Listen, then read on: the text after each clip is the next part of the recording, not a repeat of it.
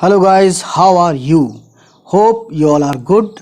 आज हम आए हैं एक नए वीडियो के साथ जिसका टॉपिक आपने पढ़ ही लिया होगा। तो आज बात होगी इंडेफिनिट प्रोनाउन पर। जैसा कि इसके नाम से ही पता चलता है, इंडेफिनिट है ना, जिसका मतलब है अनक्लियर, यानी साफ साफ ना हो, है ना, क्लियर ना हो। और जब हम बात करते हैं इंडेफिनिट प्रोनाउन की, तब इसका मतलब ये है कि ऐसे सभी प्रोनाउन जिनसे किसी शख्स या चीज़ का पता या जानकारी क्लियर ना हो, समझ रहे हैं, बल्कि अनक्लियर हो, इंडेफिनिट हो, है ना। और सब्जेक्ट इंडेफिनिट होने की वजह से ये जो प्रोनाउन होगा ये क्या होगा, इंडेफिनिट प्रोनाउन हो जाएगा। ठीक है, तो जैसे अब आपको कुछ बताता हूँ मैं। ठीक है, इनके एग्जाम्पल्स हम देखेंगे आज।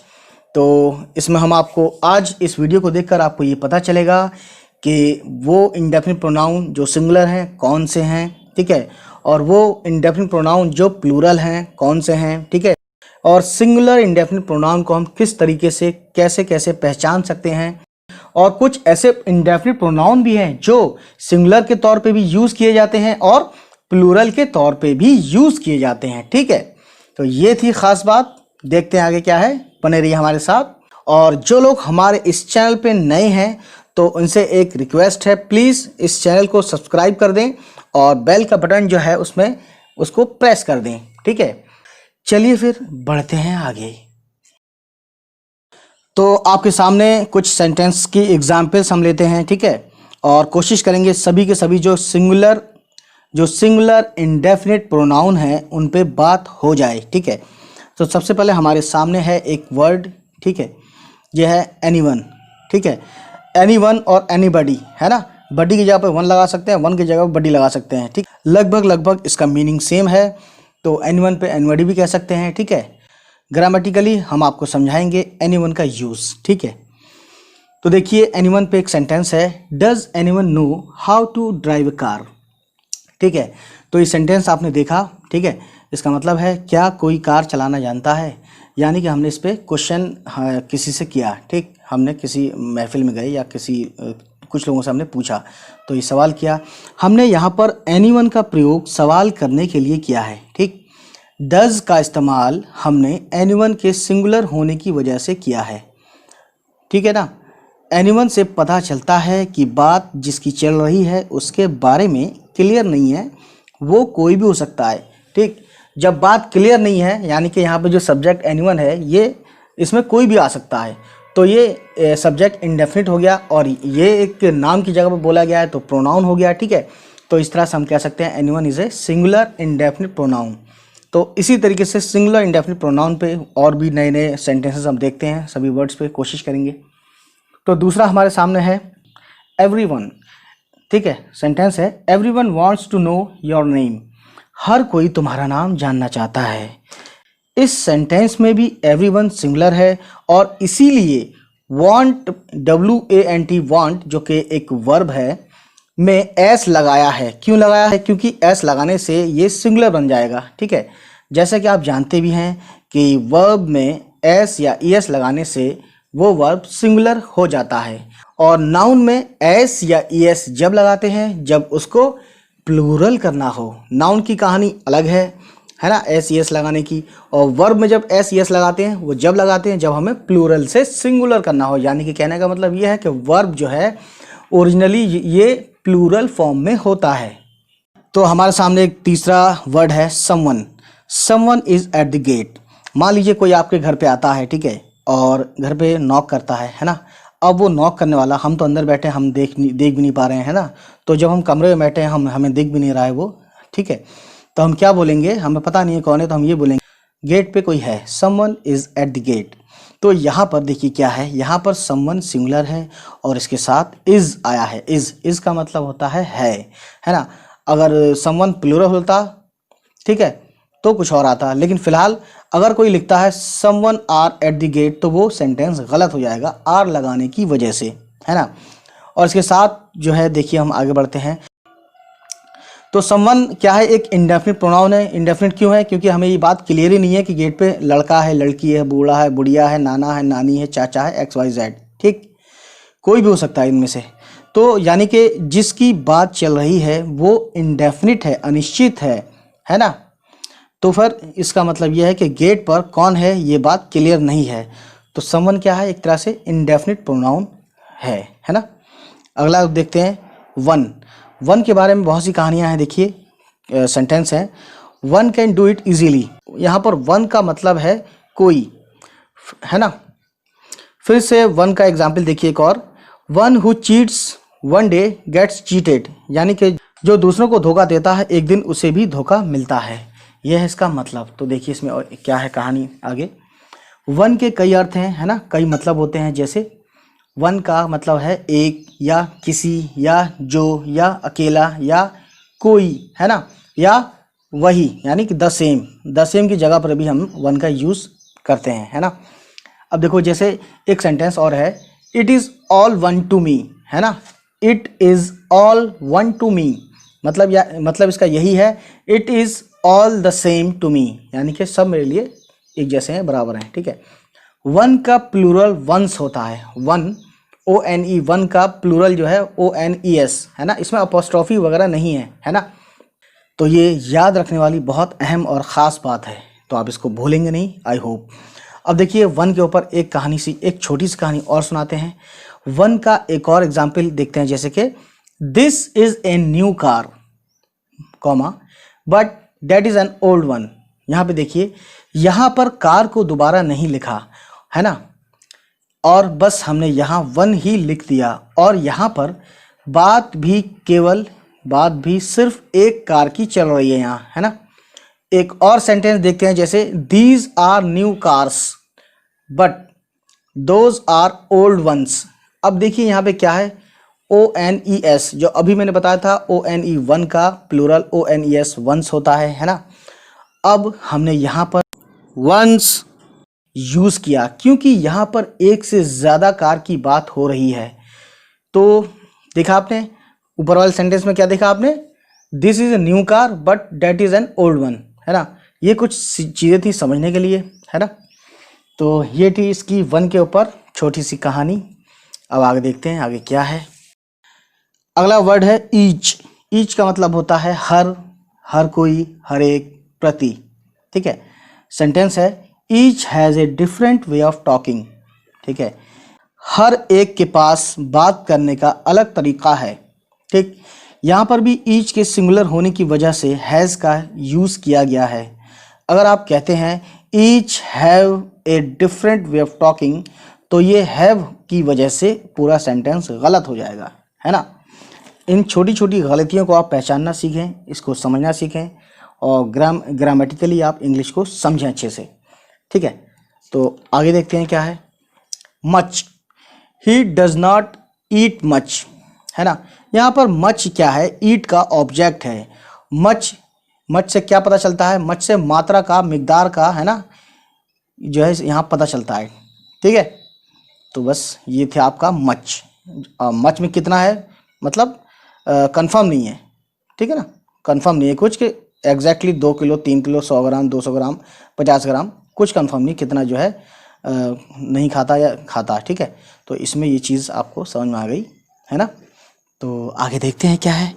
नथिंग क्या है, नथिंग कब देखते हैं, nothing is more important than health, यानी कि सेहत से बढ़कर कुछ भी नहीं, है ना। जाहिर सी बात है, इसका मतलब तो होता है कुछ नहीं, नथिंग का मतलब कुछ नहीं होता है, लेकिन ये पॉजिटिव सेंटेंस में ही इस्तेमाल होता है। पॉजिटिव सेंटेंस यानी कि जिस सेंटेंस में नॉट या नो यूज़ नहीं किया गया हो, क्योंकि इसमें खुद नो यूज़ किया गया है, नथिंग, है ना, नथिंग, कुछ नहीं, ठीक है। तो देखिए एक एग्जाम्पल देखते हैं, I can not do nothing. अब ये आई कैन डू नथिंग तो ठीक था, लेकिन अब यहाँ क्या हो गया, I can not do nothing, तो नॉट यहाँ से हटा देंगे तभी सही होगा। इसीलिए I can not do nothing ये गलत हो गया, है ना, ये नेगेटिव में यूज़ नहीं होगा नथिंग। तो ये चीज़ आपको समझ में आ गई। जिस सेंटेंस में नो या नॉट होता है उसको हम नेगेटिव सेंटेंस बोलते हैं, ये आपको पहले से पता था, नहीं पता था तो अब पता चल गया। नॉट लगाने से सेंटेंस गलत हो गया, इसीलिए हम नथिंग को पॉजिटिव में ही प्रयोग करेंगे, पॉजिटिव में ही इस्तेमाल करेंगे। अगला सेंटेंस देखते हैं, someone, there is someone outside the building. यहाँ पर भी हमने इज लगाया है, देयर यानी there is someone outside the building, is लगाया है। आप जानते हैं कि समवन एक सिंगुलर इंडेफिनिट प्रोनाउन है ना, समवन में कोई भी आ सकता है। तो अगर आप बोलते हैं there are someone outside the building, ये सेंटेंस भी गलत हो जाएगा, क्योंकि समवन एक सिंगुलर है तो इसमें वर्ब भी सिंगुलर ही आएगा। तो वर्ब सिंगुलर कौन सा है? इज होता है। आर प्लूरल है, ठीक है, एक से ज़्यादा लोगों के लिए यूज़ किया जाता है। अब देखिए अगला, तो हम बात करेंगे यहाँ पे नबडी के ऊपर, जैसे कि नबडी इज़ एट होम, मतलब है कोई भी घर पर नहीं है। इसका मतलब होता है कोई भी नहीं, नबडी का मतलब है कोई भी नहीं। यहाँ भी नबडी से इंडेफिनिट पर्सन का पता चलता है ना। घर पे मान लीजिए कोई नाम लेते हैं, घर पे अमन नहीं है, घर पे अम्मा नहीं है, घर पे डैडी नहीं है, तो आपको इससे पता चलता है कि हाँ किसी की बात चल रही है। लेकिन यहाँ पे नबडी कोई नहीं है ना, तो इसमें कुछ मतलब क्लियर नहीं है, यानी कि ये इंडेफिनिट अनिश्चित शख्स की बात चल रही है, अनिश्चित व्यक्ति की बात चल रही है।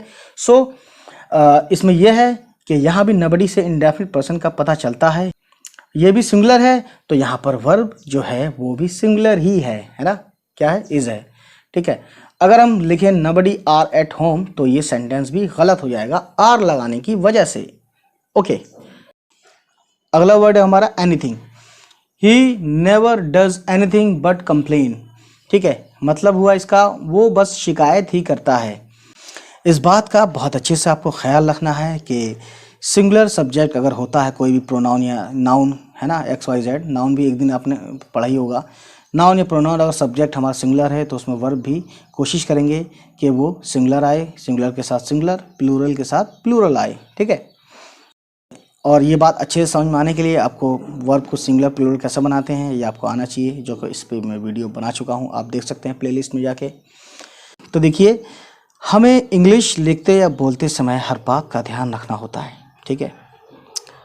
अब देखिए, और एनीथिंग का यूज़ हम क्वेश्चन के अलावा नेगेटिव में भी करते हैं। जैसे देखो, नेगेटिव यानी कि जिसमें नॉट या नो का यूज़ किया गया हो। जैसे एग्जाम्पल के तौर पे एक सेंटेंस हमारे पास, I don't want to do anything, ठीक है, मैं कुछ भी नहीं करना चाहता, मतलब ये हुआ।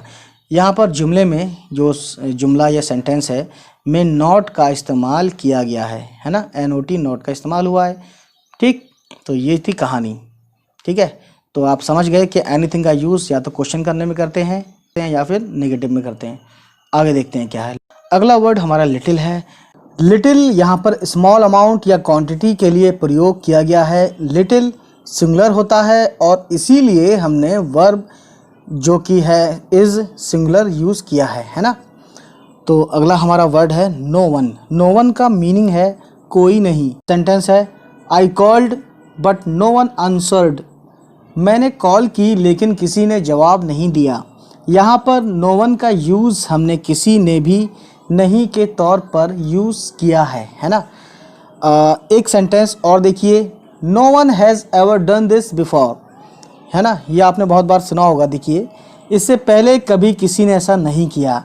यहाँ पर आप अच्छे से देख पा रहे हैं कि नो वन के बाद हैज़, HAS हैज़ आया है, क्योंकि नो वन सिंगुलर है, सो इसीलिए हैज़ का इस्तेमाल किया गया है, जो कि हैज़ भी सिंगुलर होता है। और हैज़ का प्लूरल क्या होता है? हैव होता है। तो आपको ये बहुत अच्छे से देखना होगा कि कहाँ पर सिंगुलर वर्ब का यूज़ करेंगे और कहाँ पर प्लूरल वर्ब का यूज़ करेंगे, ठीक है। अगला वर्ड है हमारा something. I have something to tell you, इसका मतलब हुआ मुझे आपको कुछ बताना है, तो है ना, कुछ। अब इसमें कुछ भी हो सकता है।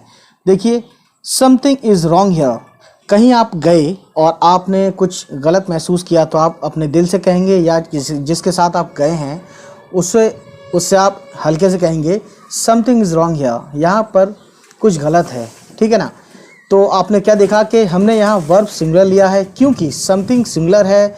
समथिंग का मतलब यही होता है, अनिश्चित चीज़ों के लिए बोला जाता है, ठीक है।